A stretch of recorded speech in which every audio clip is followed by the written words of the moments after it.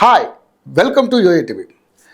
ఎవరితో పెట్టుకున్నా సరే యూత్తో పెట్టుకోవద్దు, అంత తలకిందులైపోతుంది. ఈ డైలాగ్ మనం చాలా సినిమాల్లో వింటుంటాం. బయటేమో తెలియదు కానీ రాజకీయాల్లో మాత్రం నిరుద్యోగులు యువతతో పెట్టుకుంటే ప్రభుత్వాలే మారిపోతాయి. ఇది నేను చెప్తున్న మాట కాదు, చరిత్ర చెబుతోంది. ఆ చరిత్ర తెలంగాణలో నిజం కాబోతుందా అంటే అవుననే సమాధానమే వినిపిస్తుంది. ఇక నిరుద్యోగులు ఇంట్లో డబ్బులు అడగడం మానేయండి. కొత్త ప్రభుత్వం వచ్చింది, నిరుద్యోగ భృతి కింద నెలకు 3,000 రూపాయలు ఇస్తుంది. ఈ మాటలు ఎక్కడో విన్నట్లుంది కదా. కాంగ్రెస్ నాయకులు చెప్పిన మాటలు ఇవి. కాంగ్రెస్ సర్కార్ నిరుద్యోగుల కోసం ఉంది. సీఎం రేవంత్ రెడ్డి అంటే యూత్ ఐకాన్. సంవత్సరానికి 1,00,000 ఉద్యోగాలను భర్తీ చేస్తాం. ఉద్యోగాల కోసం యువత ఎవరూ కూడా ఆత్మహత్యలు చేసుకోకుండా చూస్తాం.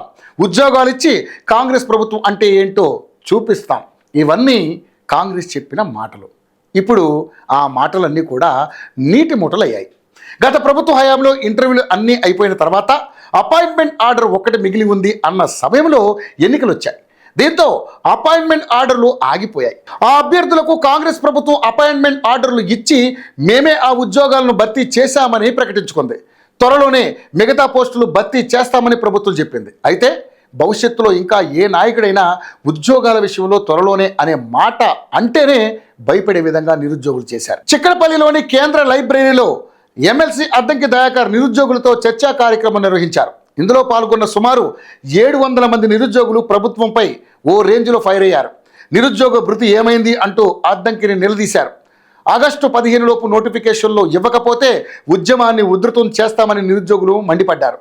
ఉద్యోగాలపై రేవంత్ సర్కార్ చెబుతున్న మాటలన్నీ తప్పుల తడక అని నిరుద్యోగులు అంటున్నారు. దీంతో జరిగిందంతా కూడా సీఎం రేవంత్ రెడ్డికి చెబుతానంటూ అద్దంకి అక్కడి నుంచి వెళ్ళిపోయారు. నిరుద్యోగులతో మాట్లాడడం అంటే అమలు చేయలేని హామీలు ఇచ్చినంత ఈజీ కాదని నిరుద్యోగులు అంటున్నారు. ఇక్కడ ఉద్యోగం వస్తుందన్న ఆశతో ఓట్లు వేసి గెలిపించినా కూడా ఇంకెప్పుడు ఉద్యోగం వస్తుంది అంటూ ఎదురు చూడడం నిరుద్యోగుల వంతైంది.